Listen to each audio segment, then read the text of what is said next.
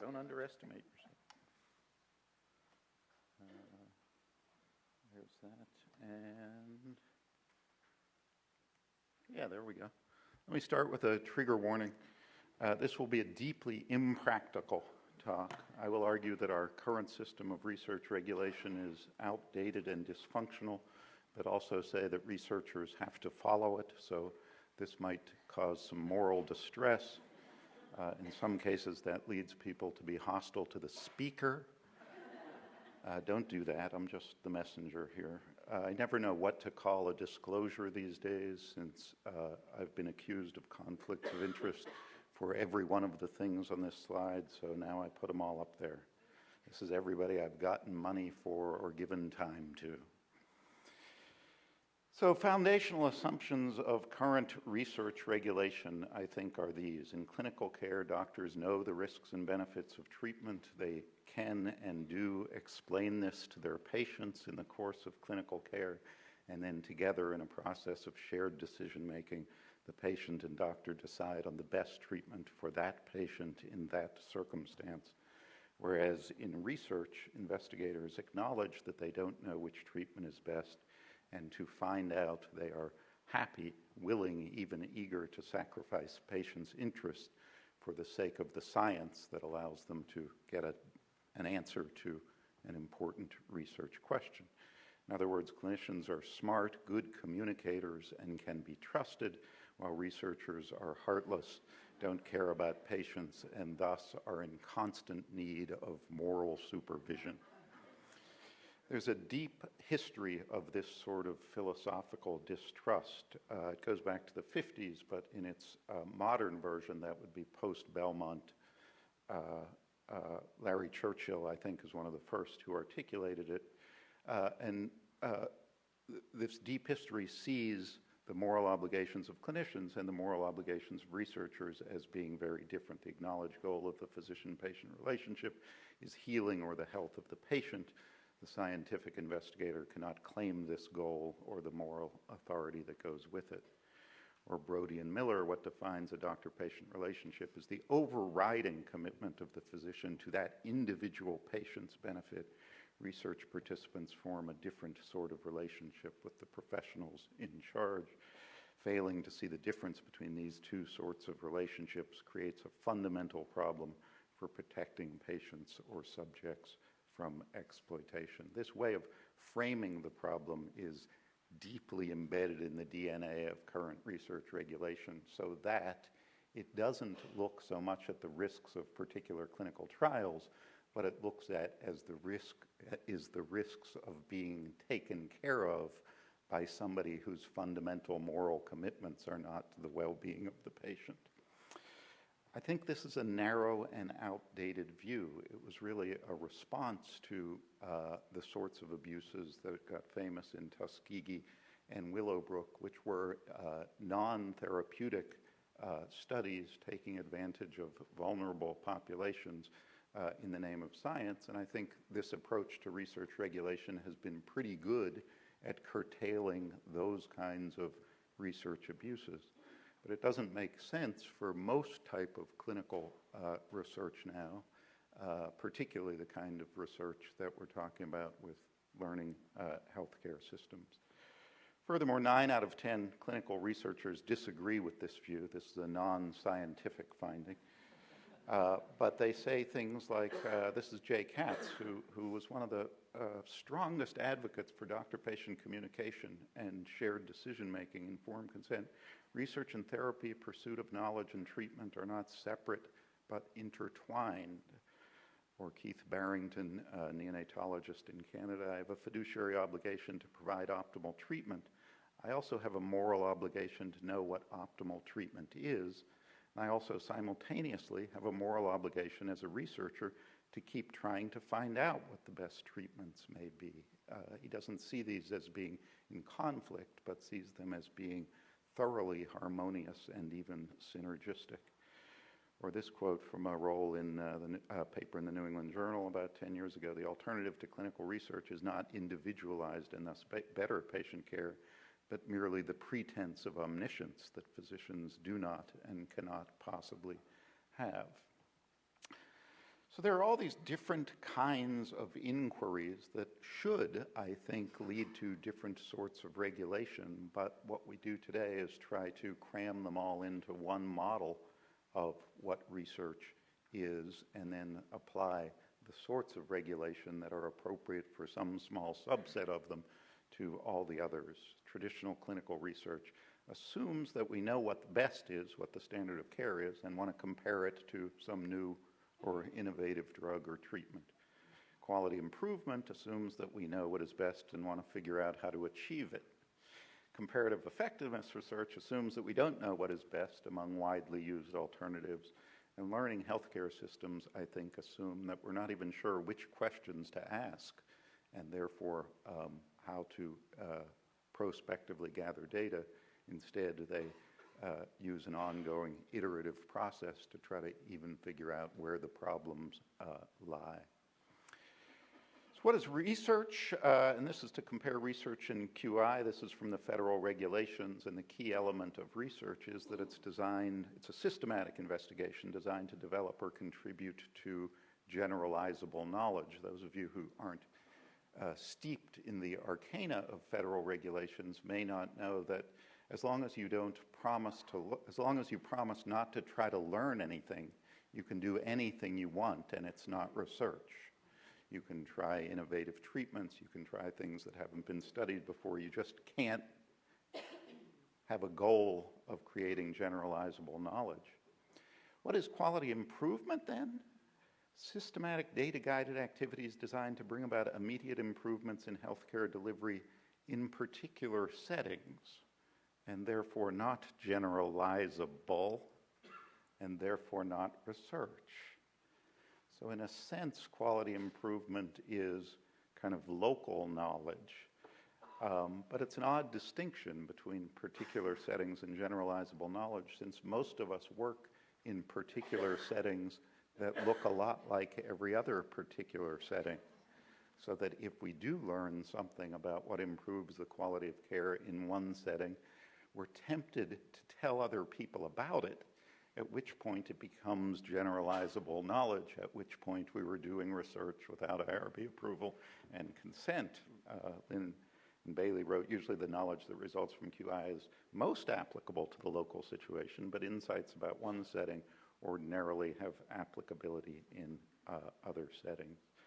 And I'll skip over comparative effectiveness research quickly, only to say that it is sort of somewhere in between, I think, traditional innovative therapy research, or what do you guys call it, RENT and ROMP, research on that's ROMP, versus to evaluate new treatments. Comparative effectiveness research has also been called ROMP, and we'll hear more about that later today. So why is there such overlap between all these things? Another key feature of the current system of research regulation is that it was developed before we understood the widespread and now quantified phenomenon of practice variation. Practice variation was, the study of small area practice variation was pioneered by Jack Wenberg and others at Dartmouth, and they've now quantified how for almost any procedure you look at, you can find idiosyncratic, inexplicable, and pretty dramatic practice variations. They started doing their studies in small counties in New England, and they found, for example, that children in Littleton, New Hampshire were 4 times as likely to get tonsillectomies as children in neighboring Burlington, or twice as likely to get chest x-rays in Springfield as in neighboring Townsend, or that the number of admissions was highly correlated with the number of acute care beds that were available in any geographic service area, rather than any indication of medical need. Now, in thinking about the implications of this for the current system of research, when Wenberg first did these studies, no medical journal would publish them because nobody believed it could be true. So they rejected the papers at the New England Journal at JAMA, and the poor guy had to publish in Science and Nature. Now it is so widely accepted that it raises the question, does research, whatever that is, inevitably increase risk compared to standard or individualized care, whatever that is? Or to put it another way, if somebody proposed a randomized trial in New England between a more aggressive or less aggressive approach to tonsillectomy, in which all the children in Littleton and Burlington would be randomized to either approach, would they be at higher risk than they are now when they're not randomized, but instead subject to one approach or another based simply on their zip code? If so, if research is more risky, if randomizing them would be more risky, then the extra layer of protection are sensible. But if not, then the extra layers of protection for research are actually deceiving, because they suggest that clinical care is safer and research is riskier than either truly are. And that's a problem for truth-telling, and that's a problem for the fundamental basis of the way we think about the ethics of research and regulate it. And it's based on these two views of what's going on today, which I summarize and simplify here. One view is doctors know what they're doing, and the other is no, they don't. Doctors know what they're doing. This was at the HHS meeting about the support study controversy, where premature babies were randomized to 2 levels of oxygen saturation targets. And George Annis, who's a regular writer for the New England Journal of Medicine and thus I think should know better, says, how worried are we about the loss of the physician's individual decision-making when nobody really knows what the right answer is? We're really worried about it. A doctor's judgment matters. We have trained them. We think medical education means something. We put them through residency and fellowships. We want their judgment over our own. We value that very highly. They know what they're doing. Or Alice Drager at that same meeting said, it may be the case that individual care is not very evidence-based, but in the cases where you are not in research, your physician is attempting to individualize your care, and as soon as you go into a randomized system, that ceases. On the other side, Keith Barrington says you could call this individualized care, but in reality it's haphazard variation in practice, which is due to the lack of good data. Or Norm Faust says it would not be responsible to give an unstudied treatment to you in an uncontrolled way, because neither you nor I nor future patients would ever know whether it helped or hurt. So here's the fundamental tension this leaves us with. The ethics of research are such that research is seen as risky and totally optional. Nobody has an obligation to participate in research. Patients are mandatorily protected from participating in research. Even if they want to participate, they're not allowed to unless the research goes through the various approval processes, which require special permission to do research and then rigorous oversight. Whereas the ethics of quality improvement are that we are obligated to do quality improvement. It's a core competency now of residency training. It's a requirement for maintenance of certification by the American Board of Pediatrics and the American Board of Internal Medicine, and thus patients are obligated to participate in quality improvement projects with no consent, no oversight, and no prior approval by an IRB. But many of the activities that we do as part of research and that we do as part of quality improvement are exactly the same activities. How do you know if you're improving quality if you don't study it? And if you study it, you're doing research. So we may have an ethical obligation to do something that we are ethically and legally prohibited from doing. That is, studying outcomes in ordinary practice settings in order to improve quality and save lives. So my view on this is that unstudied treatments have unknown risks, and research studies, whatever you call them, to discover and quantify those risks are generally as safe or safer than providing those treatments in an unstudied way, that we all have an obligation to do and to participate in those studies, and we need a new system of oversight that recognizes that. If you're interested, here are 4 recent papers that compared the risks to people in studies to the risks of people with similar conditions who were eligible for those studies and not enrolled, and showed that being in the studies was generally had no increased risk. So the key need is to change the culture and develop ethics of learning healthcare systems. Ray mentioned this Fade and Cass paper. The key element of that is that traditional presumptions need to change, and that health professionals and organizations have an obligation to learn and patients have an obligation to contribute, participate, and otherwise facilitate learning. In some ways, it's the same ethics that we apply to medical education, which has many of the same tensions inherent in it. That is, it's an activity done for the benefit of future patients, training new physicians, for which current patients are put at risk, but we consider it obligatory and don't require IRB review or consent. So we're moving towards transparency by engaging patients in research. This approach has been endorsed by the Robert Wood Johnson Foundation, by the Institute of Medicine, and by PCORI. I mean, I think it's coming. It's just coming slowly. The next steps, I think, are new governance systems that thoroughly engage patients or surrogates, parents, in all aspects of these activities, whatever you want to call them, including study design, consent, data interpretation, communication of results, dealing with IRBs and federal agencies, looking at adaptive and pragmatic study designs, and creative use of big data. I'll finish with a quote that a patient advocate gave at an IOM meeting about this, where she said, look, we want safety. We want seatbelts and airbags, but we don't need 5 seatbelts and 7 airbags, which is what the current system seems to be. Thanks.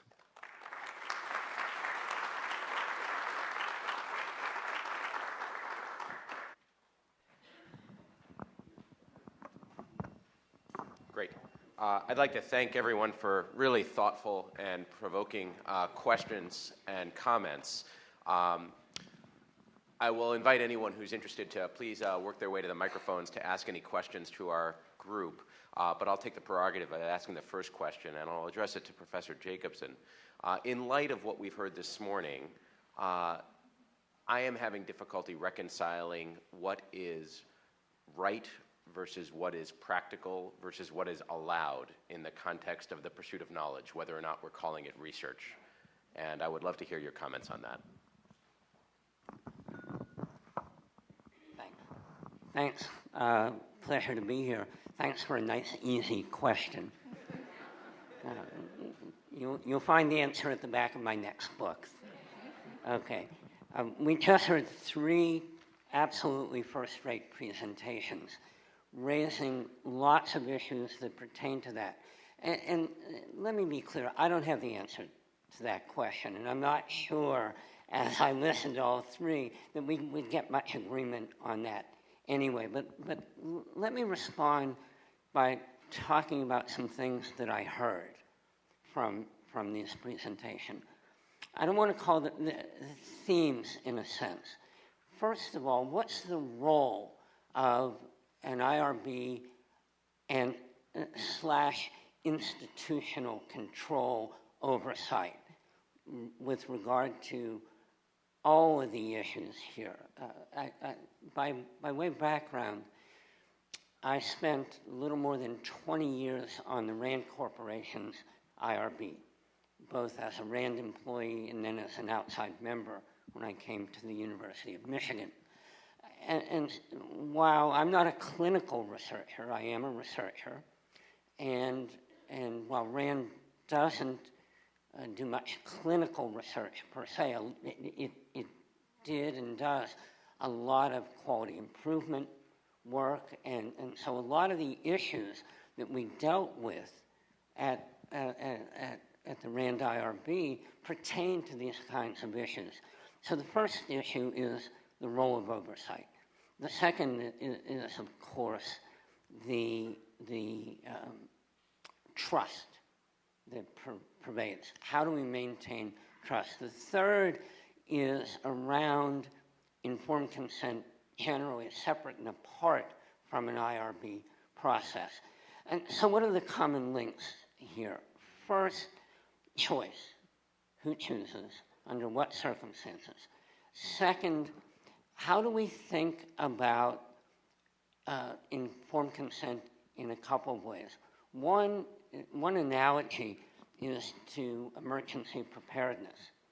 So you have an outbreak, let's say, an epidemic, or let's say a bioterrorist outbreak, and you quarantine let's just give it with an epidemic. You quarantine people. I'm sorry, I don't believe in quarantine, so I'm entitled to due process. But now we have hundreds of people who are quarantined. Can we have some type of collective due process so that people aren't detained improperly? I think the analogy is to the biobanks issue. How do we develop a collective informed consent process? Well, and then the oversight. I did miss one. A consistent theme here is the definition of risk. And that's something that pervades IRBs.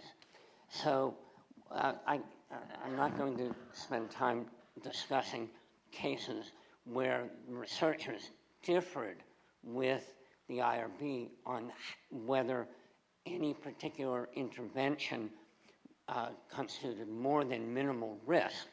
Suffice it to say that there were any number of cases where researchers wanted to waive informed consent based on impracticability.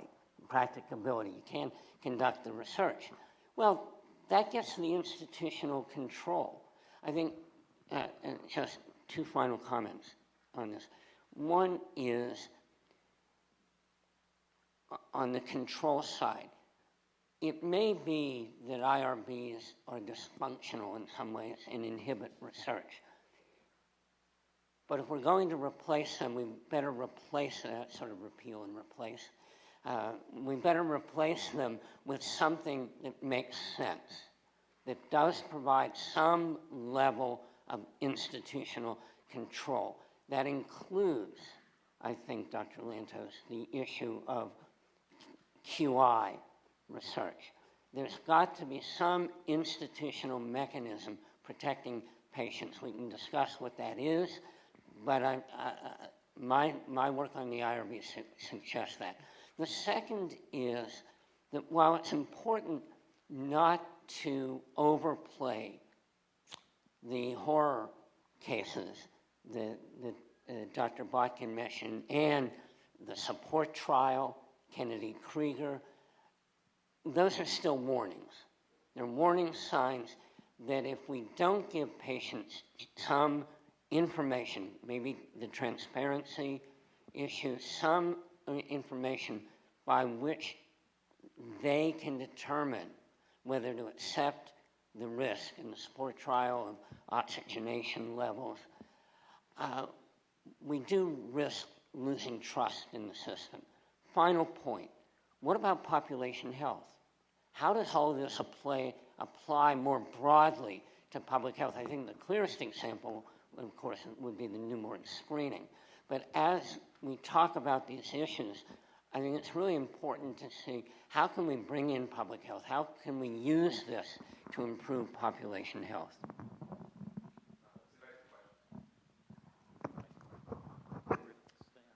Good morning.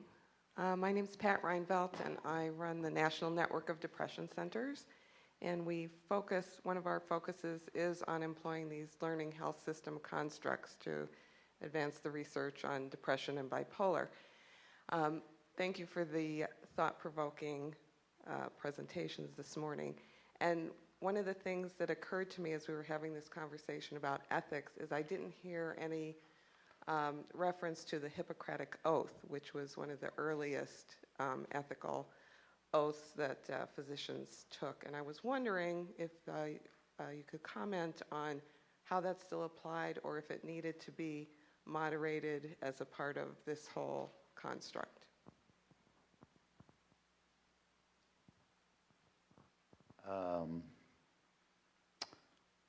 Well, most people who cite the Hippocratic Oath pick and choose carefully among its recommendations and its prohibitions, so that abortion, for example, is prohibited, surgery is prohibited. I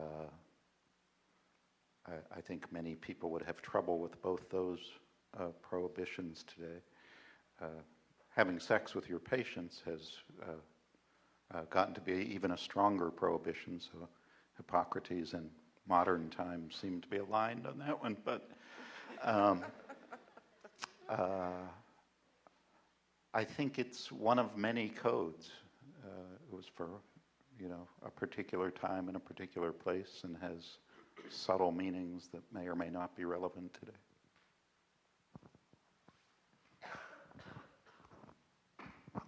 Yeah, I think it's a really interesting question about what the role of oaths ought to be within the system. And one of the interesting aspects of the research oversight system is that the regulations speak to institutional responsibilities and don't speak to responsibilities of individual investigators. So I think SACHARP has recommended that there be more attention to the whole notion of individual responsibilities, investigator responsibilies. I have a colleague, Aaron Rothwell, University of Utah, is working on the notion of a investigator's oath, where an investigator will explicitly proclaim his or her allegiance to a set of ethical principles in the conduct of that research. And the question is that meaningful for people? Do they want to have some sort of commitment to a set of standards, and will that change investigator behavior in any particular way? But it may well increase trust and confidence in the research system. We'll see. And I'll address that with another question. So the concept of first do no harm is not technically part of the oath, but it's in many ways part of the spirit of where that's coming from. And I think a lot of the talks this morning were addressing what is and how do we define harm. And I will turn that question to Dr. Kim in relation to what you've been talking about in terms of practicality as well as implementation and understanding harm in that setting. Oh gosh, I don't know if this is answering your question, but I can't help but notice that, like all good discussions about ethics in liberal societies, we keep coming down to freedom and welfare, harm, choice. So, that's the perennial tension. And honestly, I think that what we have learned over the years is that if you only look at harm or risk as your only guiding star in ethics, you're going to ignore other very important things. And especially things that happen to do with people's sense of trust relationships, which require transparency, give and take, shared decision making. So I think that regardless of what the outcomes are, no matter how good the intentions are, you can't ignore that aspect of what people expect. So I would just sum up. I think all three of our talks actually speak to that. Just wanted to add that I thought these were absolutely great talks this morning. The ability to bring clarity to some of these issues is just fantastic, is really, really essentially important. My name is John Birch. I'm actually from Kansas City, although I don't really know John very well. I'm an angel investor, and I'm looking at opportunities to do something about some of these problems that make economic sense. And I wanted to just, I was at the AMIA conference over in Chicago the early part of this week. And couple points were made there, well, lots of points, but one in particular here. It's amazing the extent to which we are still prisoners of the past. And I think it may be true here as well. What I mean is this, that we imagine medical data in terms of electronic medical records. It's very clear to an awful lot of people working in that field that probably 60% of what is needed for medical decision making is not in the electronic medical record anyway. It's social and behavioral determinants, it's so-called psychosocial vitals and so on. The sorts of things that 150 years ago maybe doctors really did have in their heads, the primary care docs that came to visit you, but it's not there today. So the objective is to try to find some way to collect that data and make it usable for medical decision making. To bring it back to the points here, one of the interesting things that I think is possible by the use of electronic data is to make medical decisions based on data that was never collected for any episode of care. Longitudinal pediatric-based care is one of the ones that I'm at least aware of, in which data that should be collected but usually isn't in gestational history and in the first 4 or 5 years of life are often very relevant to medical conditions that arise later on in life. And yet that data is never made available. How can we justify, cost-wise, collection of that data in the first place, retention of it for such a long period of time? It goes to the question that Dr. Kim was talking about, which is your wife you mentioned, was how are we going to collect all this data that we really want on patients, and how are we going to, you were talking about consenting them, but collecting data is, in a sense, a similar problem. I guess I just wanted to say, if we were to turn the learning health system on its head, instead of saying, what can we learn as a secondary use from data that's collected primarily for care, episodes of care, and of course all that comes from billable transactions. Instead of that being the primary use, the primary use of collecting data on patients is for research purposes, all 320 million patients in the United States. And the secondary use is for primary care, is for the use of that data. If we were to do that, how would that change some of these ethical kinds of issues as well? Thanks. Can I just say one thing? I just can't resist saying this. We assume, I think part of what you're saying is the maybe limitations of electronic health records. And I just think that any electronic health record system that forces psychiatrists to make their depressed patients sound exactly the same from patient to patient can't be a good thing. And we accept things like that now. And I think we need to think long and hard about what it is that we're actually measuring with these existing or proposed electronic health record systems, because those are not really, I mean, any clinician in this room knows that EHR is not really designed to serve doctor-patient relationship. It really isn't. We know it's for other reasons. So, you know, it's something to really think about when we have this discussion. I guess I'd just say don't put either one first or second, but think about systems that do both. I think the Scandinavian countries have the model for doing that. We have time for one more question. Hello. I really love hearing all of your views on everything. My name is Ann Dillon. I work at the IRB here at U of M. I'm a reg analyst. I've reviewed your studies previously, Dr. Kim. No, just as a disclaimer. And I wanted to know, I heard a lot about, talking about the opt-out concept for using data, using specimens, and kind of helping shift the culture of how patients are thinking about what happens when they come to the hospital and they give us information, because they do it all the time. And I was a bit concerned about hearing about how, using the institutional trust for people and having that kind of be a base for using specimens, using our data for whatever reasons there, and how does that really tie in with that notion of respect for people? A lot of what we're talking about here is this minimal risk research. I think we all agree if there's increased harm, like real harm, we want people to know. But for all this minimal risk kind of stuff, it's not maybe about harm, but it's about that respect. And like when you're in a study, what are you going to have to do?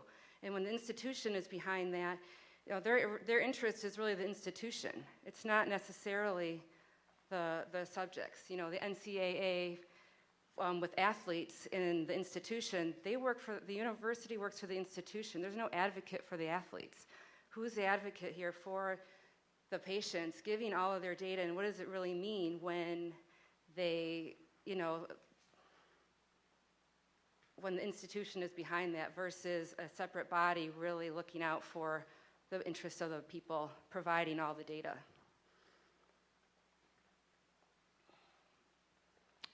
I mean, I think respect for persons' honesty, transparency, and disclosure are the bedrock of any system that will earn and should deserve the trust of the people that it serves.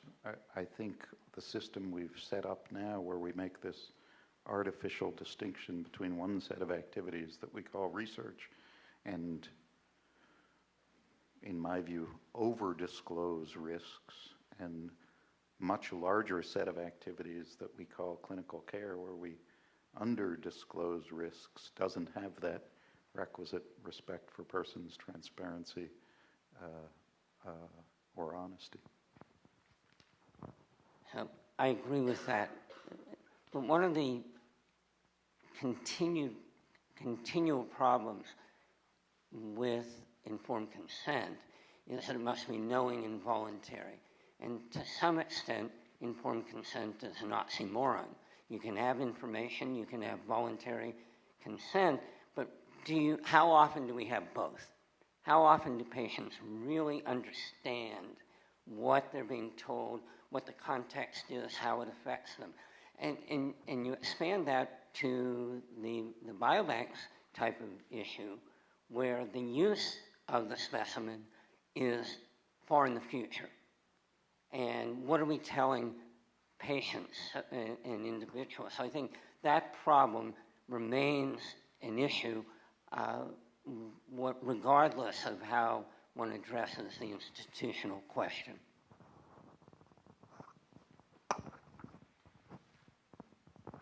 Yeah, I guess I take your question as to be how do we actually implement a meaningful, transparent system? Because I think a lot of times institutions have their hearts largely in the right place in terms of how we set up some of these structures, but yet they're very poorly informed about what it is that the public actually might need to know.